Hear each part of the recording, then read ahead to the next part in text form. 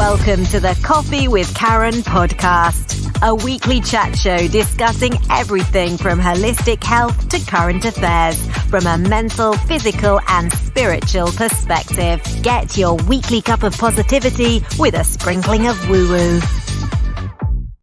So welcome to a Coffee with Karen, a cup of positivity with just a sprinkling of woo-woo, whereas the last few weeks, I think the listeners will definitely see a slight progression more towards the woo-woo. So we're putting in a bit of a couple of tablespoons, I think now. So each week, our guests will discuss topics. It's either around mental health, physical health, holistic health, I would say, from either a mental, physical or spiritual perspective or any combination of all three.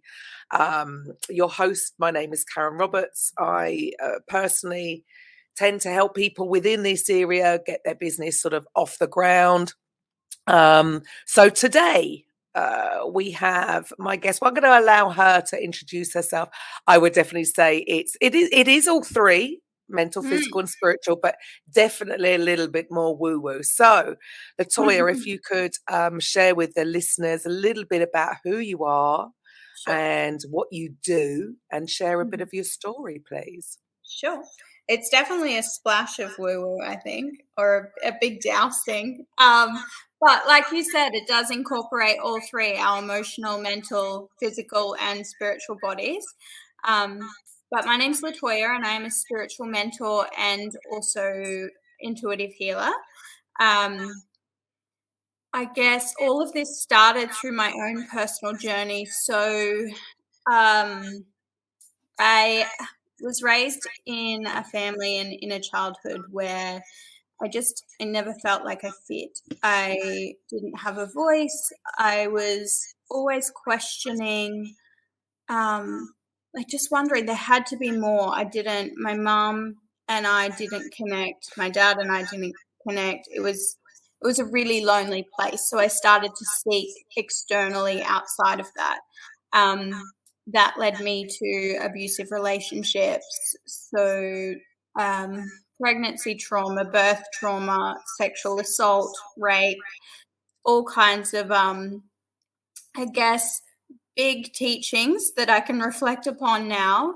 And after my fourth son was born, I found myself in a place of self-harm, and I hated myself so much, and I didn't want to be here anymore. But in that moment, something came over me and I stood back and just went, there has to be more to life. And if there is another woman that's sitting alone feeling the way that I am right now, I need to pull myself together because I need to be a voice for her. I need to give light and shine light upon these dark moments and these challenges and traumas throughout our lives, so that others know that they're not on their own, that these dark feelings and times and moments happen to others as well.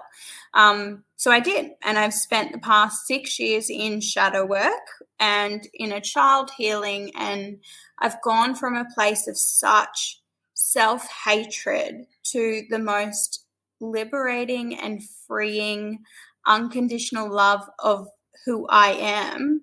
And I've never experienced that from anybody before. So I didn't even know it was possible.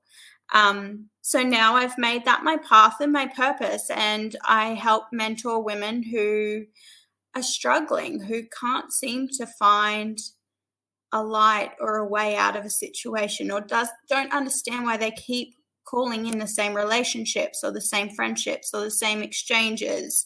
And they're kind of just sitting there going, what is going on? There has to be more. Why me?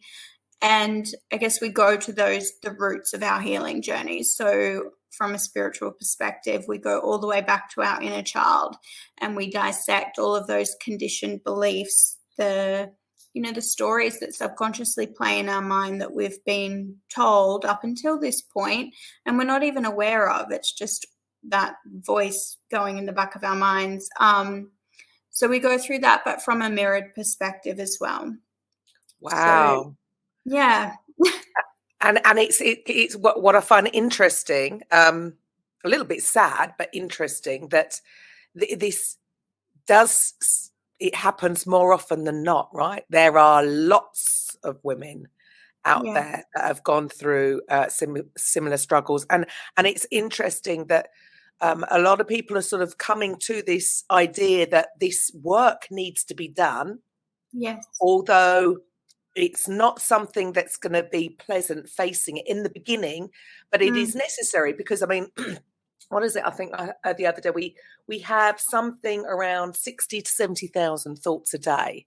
Yeah.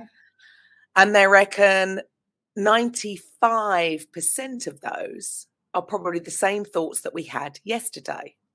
So when we are told these things that our thoughts create our reality and people dismiss it, well, it actually makes sense. If something's happened a long time ago, some kind of trauma, and out of 60 to 70,000 thoughts a day, 95% of them are the same ones from the day before and the day before and the day before, then it would make sense then that a lot of people are, or feel, the perception is that they're stuck in a situation because the process is exactly the same. So there seems to need to have a pattern interrupt to break it, to then, so then what you're doing is going back and healing and changing maybe how they think and feel about things, because I suppose it's quite fascinating really that, you know, weirdly, all the stuff that we go through, we wouldn't be the person that we are now. That's right. And that's what our Dharma is, you know, that's why we're here. That's what our soul chose to experience in order to get us to this level of awareness or consciousness, or even our path and our purpose and what we're here to do and to create and shine a light on. And like you said, healing, like I know that word is used a lot, and I'm trying to even refrain from using it myself because that implies that something is broken. Yes, And you're so right. We're not broken. For me, I see it as like an undoing of morality. It's really just stripping away and letting all of those layers fall back of what we've been told is right or wrong, but just honoring and accepting every single thing and feeling an emotion and all that we are in that very moment, because that's all we really have. And like you said, our thoughts create our reality. So if we're not working on those traumas and we're not understanding where they've come from or how to process them or how to allow them to move out throughout our body, then that is our reality. We're keeping ourselves bound to that karmic wheel over and over again until we get to that point where we have that awareness, level of awareness, and go, okay, there has to be something that I'm like vibrationally calling in, or that an essence that I'm holding within myself that keeps these people, these relationships, these experiences coming to me. What is it that I'm not learning? What am I not understanding? And it's like the law of mirrors, like the law of attraction, you know, like attracts like, that type of thing. So it's just a way to get off that karmic wheel. But it's not as simple as a mindset shift. When you're in that deep and dark, you've got to go to those depths and understand the like the deeper, darker parts of ourselves and meet them with love and acceptance and awareness before we can then start rewiring our mindset. Right. I mean, it makes so much sense because I suppose, you know, we otherwise we're just not going to move forward. And I think a lot of people may misinterpret or misunderstand the whole philosophy behind, whether you call it law of attraction, karma, whatever. It's not that it's not bad people attract bad things. It doesn't work like that. It's that whole feeling place of anything that's negative, whether you're feeling shame, guilt, sadness, anger, any of these negative, it doesn't mean that you're bad. It just means that you're in that low vibration, and you're going to be attracting more of the same. It's fascinating that you just said there, and I 100% agree. And that's a realization for me that I'm repeating, you know, saying the word healing, because I do agree. None of us are broken. We're all born absolutely perfect. And we are, I suppose, the sum of our own choices and experiences, but it's how we deal with all of this moving Yes. forward that is. And people just don't have to, nobody needs to feel like they are a victim, because you're not. Yeah. And but I suppose, in general, most human beings, we run away from pain. It is a natural response as well. Yeah. So for people out there, this is a perfectly natural human way of dealing with things, until somebody like Latoya comes along and makes you aware that, there is, that it makes you aware that you can change it, because cause and effect. So be the cause rather than reacting, having the effect happen. Does that make sense? Yeah, absolutely. The other thing is, we're not going to heal through ignorance, and the spiritual community has a lot of phrases which don't sit right with me and my teachings and my practice. Like, for example, the victim mentality. That for me is, we need to honor every single one of our emotions. There is not one that's negative or positive. They are an emotion. They're not who we are. They're just moving through us. So if we're suppressing that and putting this guilt upon, you're wallowing in victim mode, or you're sitting in victim mode, then we're suppressing that. We're, pushing that to the bottom, and we're not allowing ourselves to fully embrace, accept, and feel it. And I always say to my clients, there is not an emotion that's wrong. You can hate somebody and you can love them and feel this burning rage all at the same time. Just allow it to move through you in a way that feels good to you. Obviously, respectfully, you're not going to inflict harm upon anybody, but allow that to move. Don't push it down with guilt. And so many women I speak to are like, I can't get angry about that, or I feel so bad because I snapped. Like, we as women are allowed to feel anger, and it's a good, healthy thing. At least we're not keeping that alive within our energetic, emotional bodies. Absolutely. I think you've hit the nail on the head there. I truly believe that a lot of people, as you think and feel, it has to manifest through you, through your body. So I do believe that a lot, dare I say it, a lot of illnesses, ailments, autoimmune diseases are stemming from, maybe not 100%. There's other aspects going on, but in general, the most powerful part of that will be suppressed emotion. Absolutely. Anger, sort of turned inwards. And so, all the old sayings that come up, like, if you don't forgive, I mean, you can be angry at them, let it pass, and then forgive, because otherwise that's like you drinking poison and expecting them to suffer from it. And I see that so much, because people, again, this perception from society, whatever, that we've got to hold it together, and we've got to be strong, and I'm not going to let it affect me. But we're human. That's right. I've had a similar experience. After my fourth son was born, I was told I had arthritis in both my knees and that I'd be in a wheelchair in 10 years. He offered cortisone injections and I declined. And I went through and did so much energetic and emotional healing, because my pregnancy and my birth was the most traumatic experience of my life. And literally had a scan maybe 12 months later, just over 12 months later, gone, completely gone. And I knew, I could feel it in my thighs. I knew it wasn't my knees. I knew that it had only come on when I fell pregnant with my fourth boy. So I've experienced that, and I can feel even when I'm carrying financial load, or, and there's certain parts of the body that you can feel that in, and they correspond with different emotions or different struggles. So I definitely agree with that. Yeah. And because I think the thoughts are sort of, to do with the mind, and feelings are to do with the body. That's right. Yeah. It's where the body holds it. And I do hope that people are, I think, coming to this understanding now. I think they've, for the last few years, 5-10 years maybe, they've sort of had this understanding that the mind is connected to body. And now I think people are actually realizing that they're spiritual as well. That's right. Maybe it's actually all three, not just 2 out of the 3. Maybe it's all 3 that have an effect. Yeah, we are multi-dimensional beings, right? Yeah. So many layers to us. Yeah.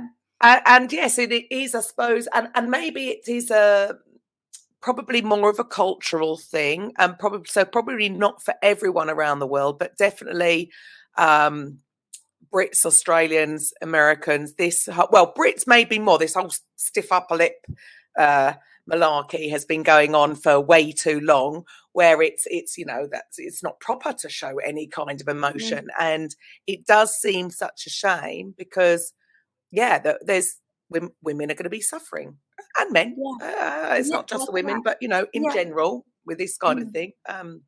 But it is a natural response, isn't it? We want to avoid pain, so maybe, and for the listeners that maybe haven't really heard about what shadow work is, sure. Can you explain a little bit about what shadow work is? Yeah, sure. So I'll give you an example. So my last marriage was an abusive marriage. And when we separated, I had so much anger towards him, but this wasn't an isolated incident. So I started to reflect upon my past partners and my situation with him. And I decided to put a mirror out because they say, our partners or our friendships or those people we come across are direct mirrors to what either needs healing within us or we need to reflect upon. And I sat there and tried to figure out stripping away everything that he had done to me, but bringing a deeper awareness to it. Where was I abusing myself? And that came across in self-sabotage. Every time I allowed that behavior, I was abusing myself by keeping myself in that situation. I was abusing myself in the way that I continued to stay, that I allowed it to chip away at my self-worth, that I didn't believe I was worthy of anything other than that I thought I just had to tolerate that because that's part of being in a marriage, is accepting people's, like all parts of people. And I started to realize I was abusing myself in the way that I would put myself down. There were so many layers to the abusive patterning and behavior. And it actually, underneath the abuse, it stemmed from abandonment. It was the way I abandoned my voice as a child. I abandoned who I was as a child in order to be loved and kept by my mom. I was constantly seeking external validation, which is also a form of abuse. We're constantly shutting ourselves down from our true nature and forming to some mold that we think we have to fit into in order to be loved, in order to be kept, in order to be like a boxed version of what woman is or what a wife is or a sister is, or we're conforming basically. And so shadow work is just bringing a deeper layer of awareness, but upon self-reflection. So it's really shifting that perspective. This is what's happened to me, but where can I possibly shift that perspective, turn the mirror back inward and figure out, where is this essence within me? Is there a part of myself that I really need to bring up to the surface, take a good look at, meet with love and acceptance so that I can shift and hop off this karmic wheel? Because all of my relationships were like that. And I chose everybody over myself every single time, up until the point where I couldn't do it anymore. And, the teachings were brutal along the way, but once I got to that end part, there was no, you couldn't ignore it any longer. And I think that's why I'm so passionate about sharing this work, is because I don't want people to ignore it and get to that big explosive undoing. I want them to be able to have this level of awareness and start to make those small changes so that we're not keeping ourselves bound to struggle and suffering and toxic patterns and getting to those points of just total eruption. It's interesting though, isn't it, that in general, we do tend to wait until things are at the work. Like with anything, people will wait until it's it's really obvious that they're ill until they go to the doctor, until they Yeah. do something about it. People, I was a sports therapist for 27 years, and I'd see people and they'd say, I've had this shoulder pain for the last year. And I think, year? Are you like crazy, man? If I had a shoulder pain for a few days, I'm going to get it sorted out. But in general, people, it will be things. I suppose we can get very comfortable. Yeah. And the comfort zone, although it feels comfortable, is a very dangerous place to be. But, unless things are life-threatening, people don't tend to make the change. So, and I've done it myself, almost like waiting for the relationship to get too abusive, or to actually almost like waiting for the violence. Yeah. For a reason because, well, it's not that bad. You sort of try to justify things, or like you say, you think, oh, well, I've made my bed, I best lay in it. All these things that, again, like you said earlier about creating stories in your head, and you think, well, it was only a push, or it was only this, or, it didn't really hurt me. That's right.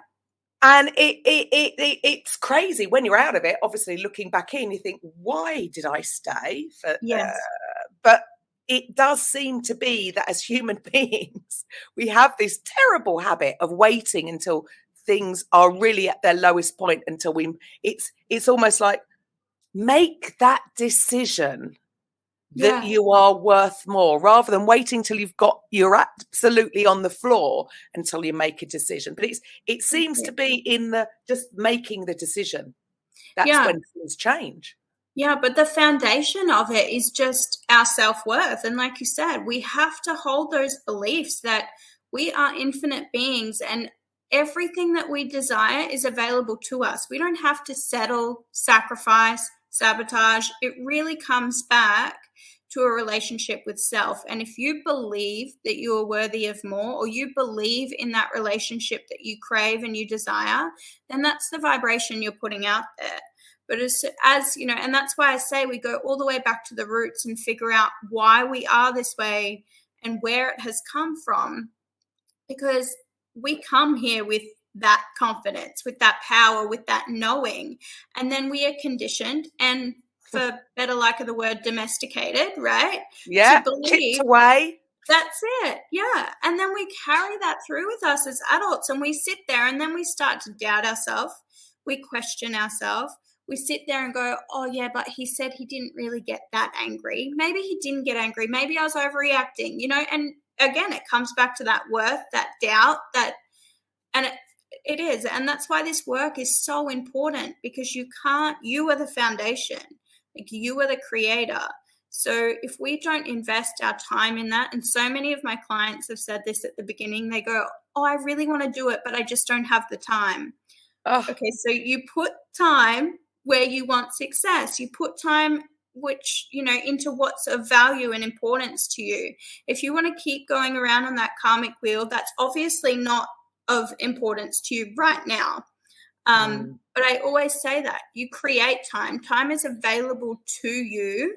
You make that space for something that's of importance to you. And if you want to stop attracting those relationships, if you want more than one-sided friendships, if you want to feel incredible in the body that you're in, then create that space, make that time, because it all comes down to you. No one's coming in to pull you up or to save you. This is inner work for a reason, That is just such a true comment. Nobody's coming to save you. And again, I think that just goes back to the self, like you said earlier about the self-worth, is we have been conditioned through whatever society, the way we've been brought up, that self-care is a luxury. Yes. And especially as, I'm not I'm not having a go at the guys. I'm just saying it. I'm not a guy, so I can't talk from their perspective. I'm a woman. Yeah. I'm talking from my perspective as a mother, and you've got to look after everybody else first. So self-care, has been perceived Yeah. as though, well, you're being selfish. What do you mean? You're taking time out for yourself. Whereas, you know, it's like life is just so full of all these contradictory sayings, because then you're like, well, you cannot give from an empty cup. You know, That's right. you're on an aeroplane and they give you the oxygen mask. You've got to put the oxygen mask on yourself first before you can help others. But there's something, I don't know where it comes from, really, but there's somehow where what I see is as women, they feel like they should come last. There's this screwed up thought process. So for them to make time for themselves, but you and I know, Latoya, that you're right, we can all make always. The inner work is the work, and we could all set the alarm 30 minutes before everybody else gets up, or whatever. We turn the TV off, for crying out loud. You know, we can all make time. Again, we get caught up. And again, look, I'm not saying that I don't do this, because I know I do, but awareness is step one, right? It's these stories we tell ourselves. That's right. Yeah. Something that I would say fairly recently got over, this whole thing of, well, I'm just busy. I'm too busy. I'm busy being busy. Yeah. Yeah. Yeah, but do you know what? We sit there and we say, I wonder where it's coming from. And of course it's ancestral, but here's a reflect into shadow work, right? Who's keeping that alive? We are. We have the power to stop that and to go, I'm going to release the shame and the guilt of what our ancestors have believed self-care or self-love is. But like that shadow is taking awareness back, taking that power back and going, that may have been the story 20 years ago, but it's not mine. And I'm going to own that, because I've been keeping myself in guilt or in shame or in the energy of lack from me choosing myself above doing the dishes or taking the kids up, just putting yourself first. We're keeping that alive. We're keeping that lower vibration alive. So really, it's all on us. Absolutely. Yeah. We have the choice. We can change. We can make the change today. I've just got some lovely pink, obviously, because it's got match, pink Bluetooth speakers, because those awful things that go in your ears, I'd like that at night, and the one falls out and it's an awful sound. So I've just bought some lovely earphones, so the sound now, my meditation first thing in the morning and last thing at night is fantastic. And see, before I would have said that's I don't need to invest in some new, because that's not important, but it's the most important thing, I believe now. It's the one thing that I must do consistently, first thing in the morning, last thing at night. If unless like you don't want things to change. That's it. And I'm a single mom of 4 kids. And there are some nights I get the last one to bed, and it is nearly 10 o'clock at night, and I'm in a place now where I just know that I have to have that commitment to me, because if I'm calling that in, for example, in a relationship, if I'm saying I want a partner who's deeply committed, then first I have to have that essence within myself. So unwavering practice at the moment, I'll get the kids to bed, and 10 o'clock at night and I'm doing half an hour of yoga, or 10 o'clock at night and I'm putting in an audiobook or doing a meditation or running myself a bubble bath. You create time. And even though there are nights where I'm like, I just want to go to sleep, I know that if I give myself that, and we're re-establishing that connection of trust too that's been broken for so long when we do self-abandon, when we stay in situations or experiences that make us feel horrible, even though our whole body is saying leave or remove yourself. So committing to these acts of self-care over time is rebuilding that trust within. It's going to amplify those intuitive muscles and strengthen that connection so that we are able to grow, we are able to level up in awareness, and we are able to shift these patterns of conditioning, mindset and otherwise, moving forward. So yeah, definitely there's always time. Always time. Yeah. And it's just, I just find it amazing that people, the biggest resistance that I see is actually just the fact that there's resistance to change, because we live in such this instant gratification era. Yes. That people might want a different result, but they're not prepared to do anything different to get it. And you just think, your conditioning, your habitual ways of being, your habitual patterns of thought, your habitual patterns of feelings have created the life up till now. That's right. If you want something different, you can't continue doing the same thing and expect a different result. So something needs to change. Yeah. Within your thoughts, your feelings, or whatever. Yeah. Something needs to change. But yet, I wonder why there is so much resistance. Like you say, people making me stories about, I haven't got time to do that. I haven't got time to do that. I haven't got the money to do that. It doesn't cost anything. Like, why do you think there is still this so much resistance to just the fact that you've got to consciously do something a little bit different to what you have been doing? Well, that's it. It does run deeper than our conscious mind. And even though those things are negative and we don't enjoy them and they keep us bound to struggle and suffering, sometimes when it's familiar, it feels safe, and change is uncomfortable. It is. And I guess you've got to pick your uncomfortable. You're either got to be uncomfortable in the struggle and suffering and trauma, or you be uncomfortable in the undoing. But it runs deeper than our conscious mind. And sometimes we can't even explain why we can't make that shift. It starts off. I suppose it is. It's all unconscious. But then the flip side of that the change has got to start from the conscious. Yeah, absolutely. To consciously do the things, do the work, do the inner work. And that's what it is, isn't it? It's just inner work. It is, yes. But and again, I suppose even on just a physical level, at the end of the day, our bodies are always looking to save energy. So if they say 60 to 70,000 of our thoughts each day, 95% are automatic. Yeah. So the body is saving energy. So if you're having to change that, it's taking more energy, right? Absolutely. So even on a physical level, I suppose there is going to be a bit of resistance because the body wants to save energy. So it'd rather just carry on doing things on autopilot. And we're going, no, we don't want this automatic response to things. We want to create a change in our lives. But the body's like, I want to go sleep. I think our body does that to keep us safe too. I noticed a lot of in my intuitive bodywork sessions, and there's energy that, well, for example, when you're intimate with someone, their energy can store within our sacral area for up to 7 years.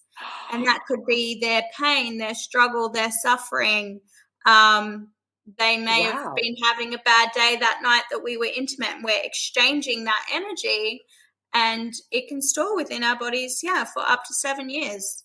7 years. That's quite a scary thought. It is, isn't it? Yeah. And I think that I love doing this work because there are ways to shift that. There are ways to release that.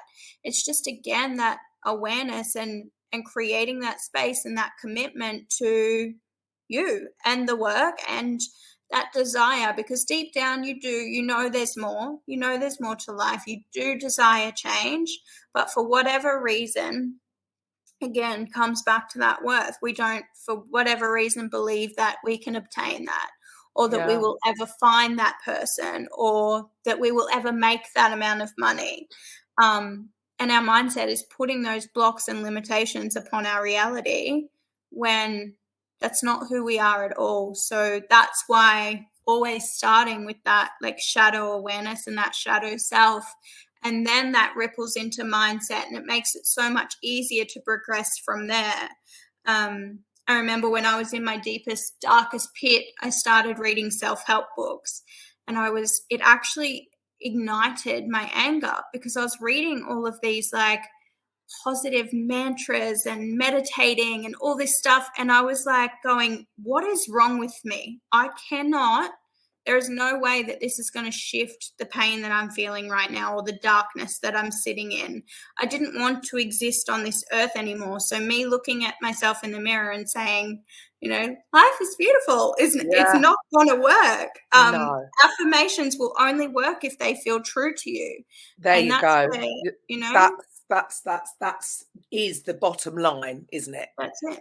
Yeah. Like, I suppose our emotions, if we've got a scale of emotions, if you're somewhere around hope, then doing affirmations, it's closer to it. It can lift you up to the next one. But if you're down here in the depths of despair, that's just going to irritate you, isn't it? Because that's it. The two things are just not in the same vibration, and it's too big a jump. We cannot jump. So really, I suppose what you're saying to people is, this is what I'm hearing from you, and anybody out there who feels like Latoya thinks, I can't do meditating, I can't do that. Again, relax, don't worry. All it means is you need to come up the emotional scale somehow, and that is going to include doing some kind of shadow work, inner child work, karma. What when you talk about karmic cycles, can you explain to the audience what a karmic cycle is? So to me, karma is cause and effect, right? And we are bound to karma with our thoughts, with our perceptions. So if we're telling ourselves, I only attract men who hurt me, or I only attract emotionally unavailable men, or I'm never promoted. Like, those things keep us bound to karma, because we're manifesting that and we're keeping us on that wheel and creating those stories over and over and over. Karma is not something that happens because you've been a crappy person. We all come here with the purest of hearts and souls. Karma is what we do to ourselves. It is our own cause and effect. It's the stories we're telling ourselves. It is the abandonment that we do every single day when we choose to believe in those limits, in the fear, in the blocks. It is a misinterpreted word. And totally. Yeah. And even going back to what we were saying earlier, it's this misconception about what law, whatever you want to call it, that it means bad, you're bad. But our minds, our souls, our subconscious doesn't understand a negative. So this all includes, listeners, if you're saying that you don't want something, you don't want the debt, your subconscious just hears the debt. It doesn't hear the negative. If I said to you, do not think about pink elephant, what comes on the screen? That's right. A pink elephant. So it can be the things that you're pushing against is actually the karma that you're attracting to you. But it's not because you're bad. It's just because nobody told you this and you weren't aware of it. Now you're aware of it. Working with somebody like Latoya to work through this is going to change. Do you know what? Earth, or the world, is an inclusive construct. So when we're putting out there what we don't want, or we're vibrating those things of, I can't feel this way anymore, or the lower negative thought patterns, we're sitting in that exclusive construct, and then it's not going to work effectively here. We have to switch. It really does.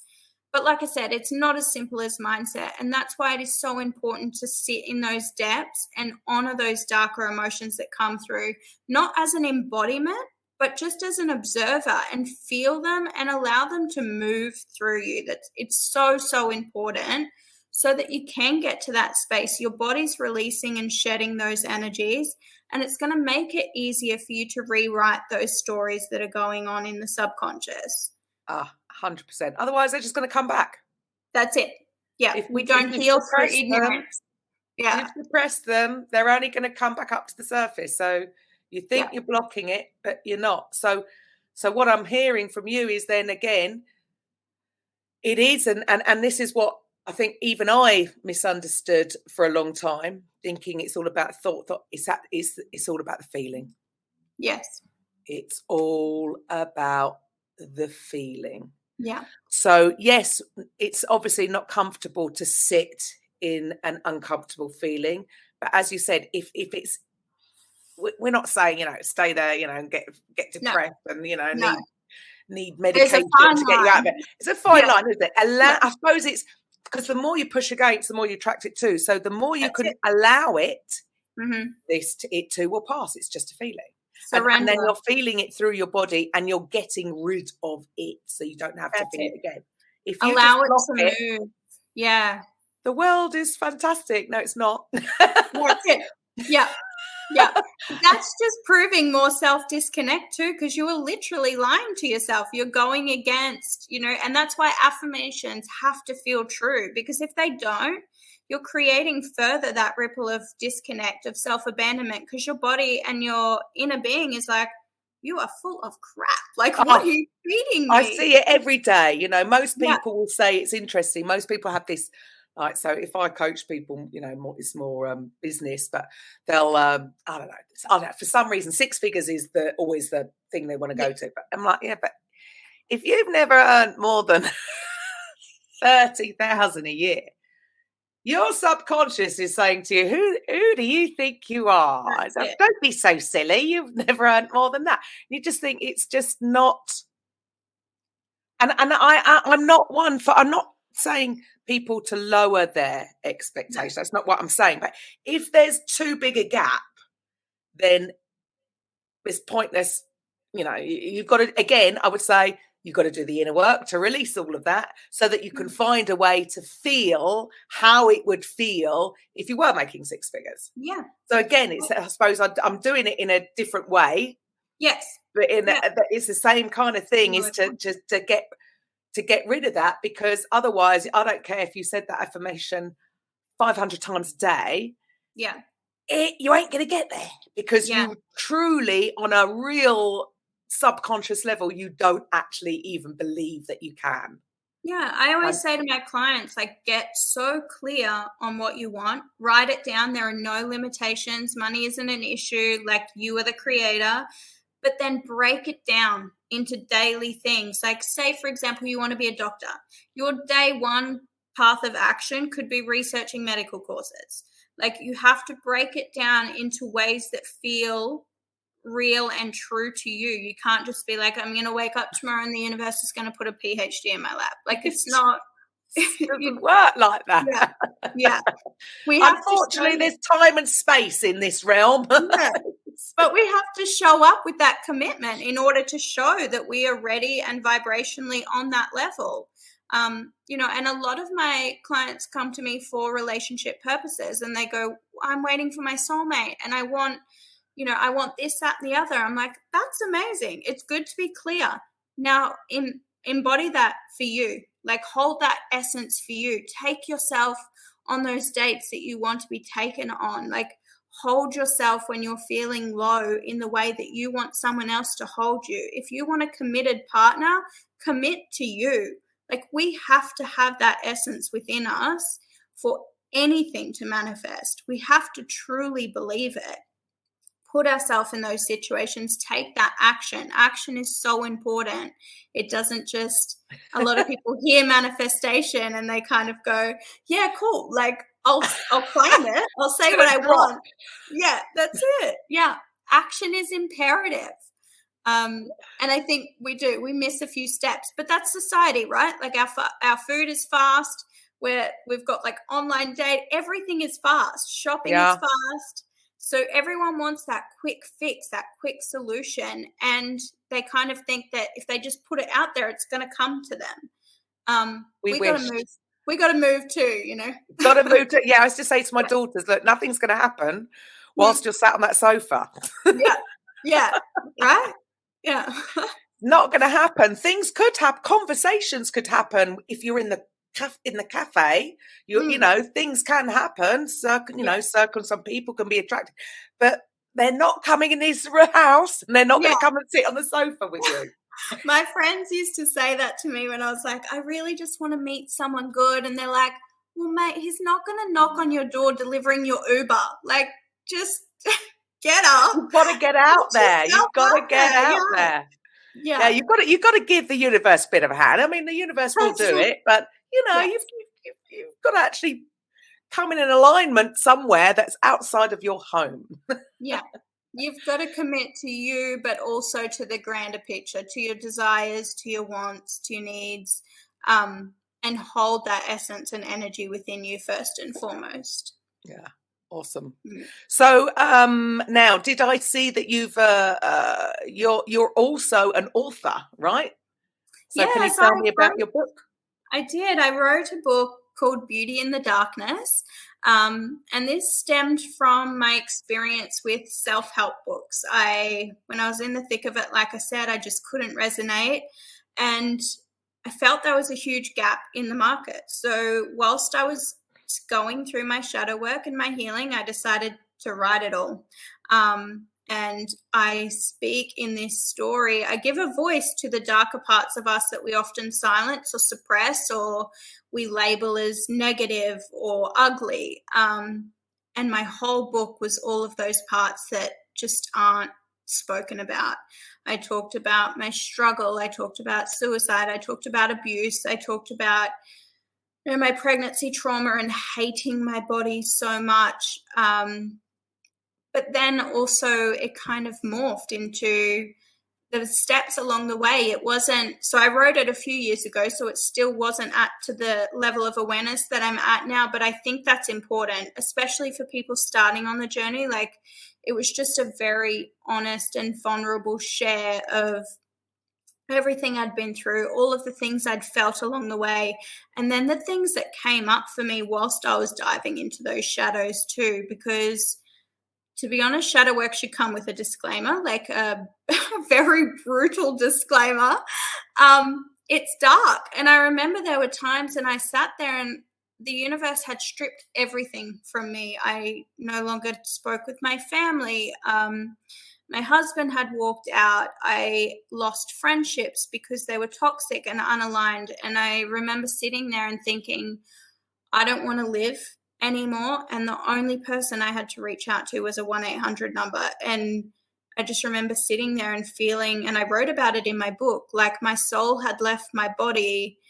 And yeah, like I didn't want to be there. I spoke about how suicide felt like I was taking my power back, because in a world that felt so out of control for me in that moment, that was the one thing I could control. So I gave it's the next step up, isn't it? Unfortunately. Yeah. And I suppose that is the real sad thing. That's it. That anybody who has had or is having now suicidal thoughts, because there are that low, that would be the next step up. But remember, there's another step. That's it. Yeah. You don't have to do it, right? That's right. But it's I suppose people can't understand it if they've never been that low. And yes, thankfully, I haven't been that low. However, I understand that, yes, taking back control would be the next step up the emotional scale, as long as you don't stay there and then you move again. So I suppose then your book would be an inspiration for many who are just feeling like there really is no way out. Yeah. Because there always is, like anything. Always. This too shall pass. That's right. And I did it all on my own. And I just wrote every single step of the way, and it was the most therapeutic way of navigating myself through this. So I wanted to put it out there and share that so that people can read that and realize that those thoughts they're having, they're not alone in them, and they're not horrible or dark or negative. They are what they are, and we need to honor that and love that and have compassion for ourselves when we're in those moments, so that we do find the strength to keep going. So I've popped that on Amazon Kindle now, and that's live and ready. Awesome. And I just, I'm very passionate about that. I feel like we need more voices in that darkness. We really do. We need to stop like heroizing like strength is this like tough exterior. Vulnerability is the most incredible strength there is.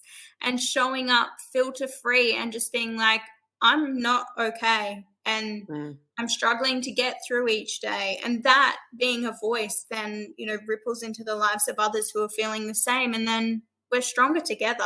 We really are. And do you think then that's very possibly the reason why then people do take that next step is because too many people are having those feelings and feeling like it's just them? Yeah. I remember scrolling through Instagram at that point in my life and just being like, what is wrong with you, Latoya? Like, why don't you have lives like this? Why don't you look like that? Instagram at that point in time for me was so detrimental because I was seeing everybody's highlight reel and looking at my own life and going, you are failing miserably. So I ended up shutting down my business and transforming my Instagram into, it was like the ugly side of transformation. And I shared all of the days I had sitting in darkness, all of the self-wallowing thoughts I was going through, that victim that just wanted me to show up and meet her with love. Because there's not many people that talk about it. And like I said, even the authors of the books I was reading about, and it is so easy to forget. Once you're on the other side, like anything really, you do forget how deep and dark it was. You remember parts of it, but you don't actually remember the excruciating pain that it kept you in emotionally and physically.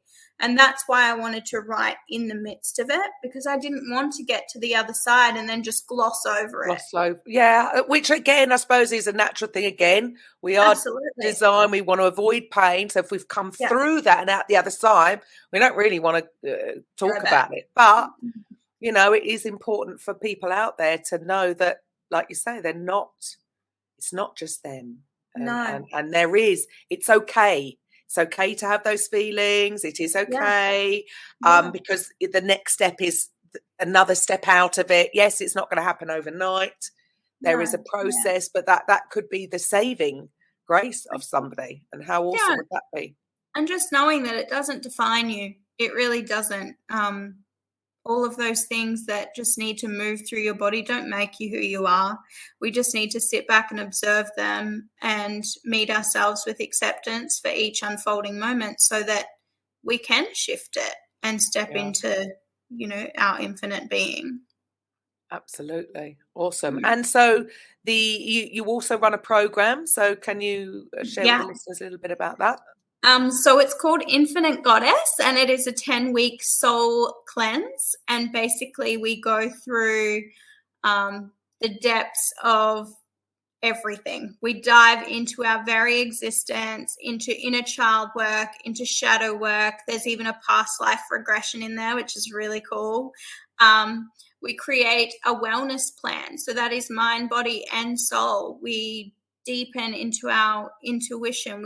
And like I said, I don't see it as something that's healing. It's literally an undoing. It's a homecoming. We're coming back to our essence, to our truth, and letting go of all of the stories that we've been told up until this point.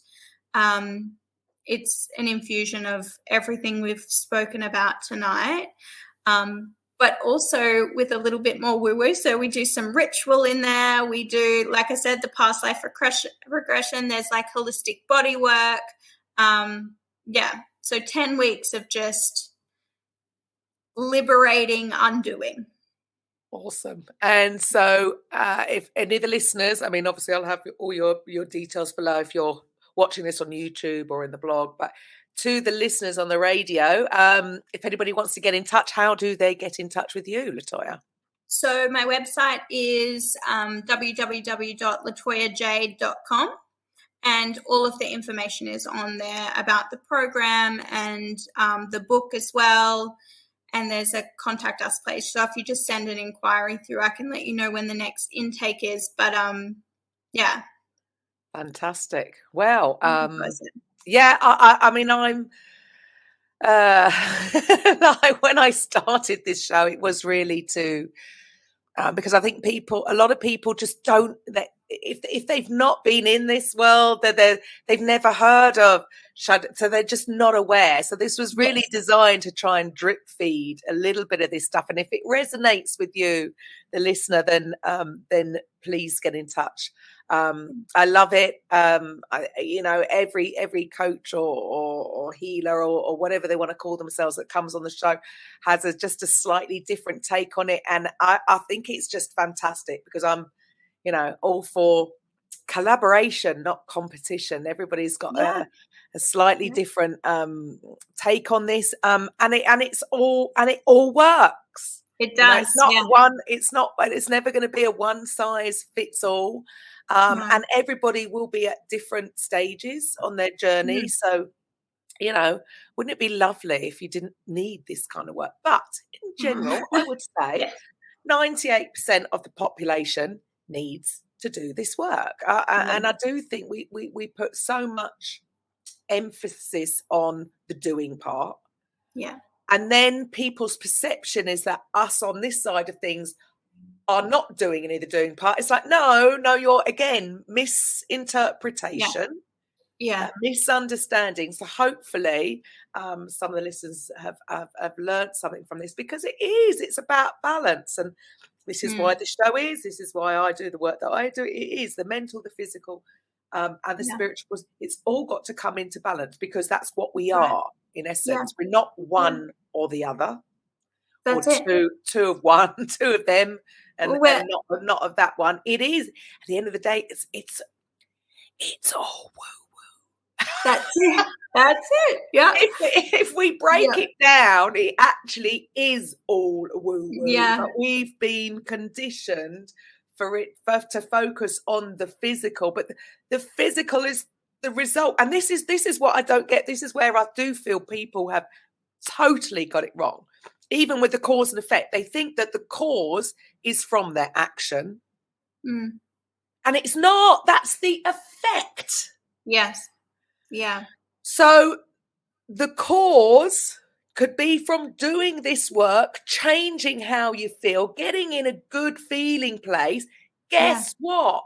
That will have a knock-on effect to what you actually do, which gets you results. But because we're such physical beings, well, we think we are. Sorry, I'll say that again. We're actually spiritual beings living in a physical body, but we think we're so physical, using our physical senses, that we think it's the doing part that is the cause, and then the results are the effect. It's the opposite. Yeah.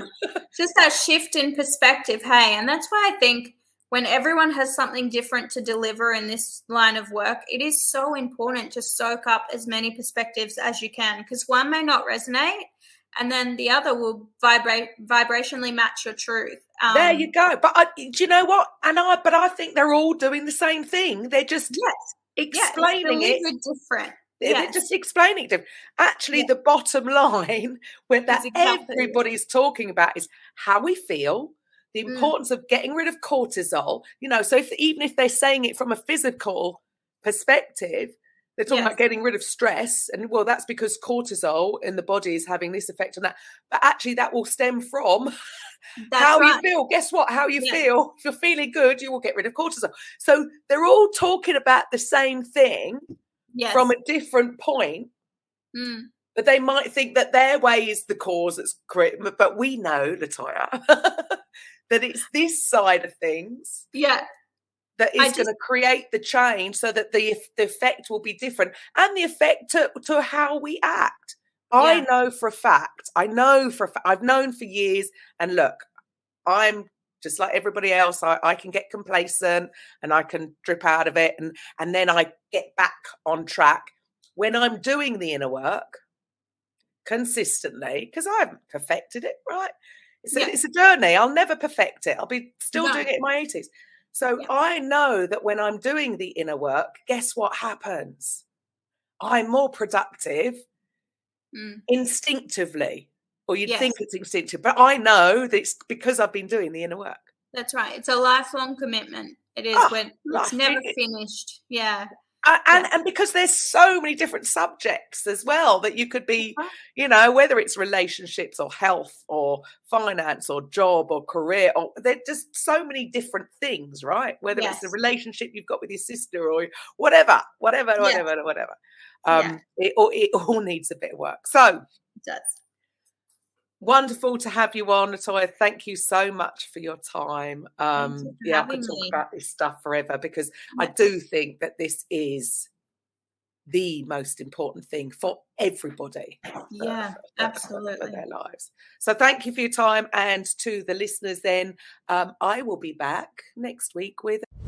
Welcome to the Coffee with Karen podcast, a weekly chat show discussing everything from holistic health to current affairs from a mental, physical and spiritual perspective. Get your weekly cup of positivity with a sprinkling of woo-woo.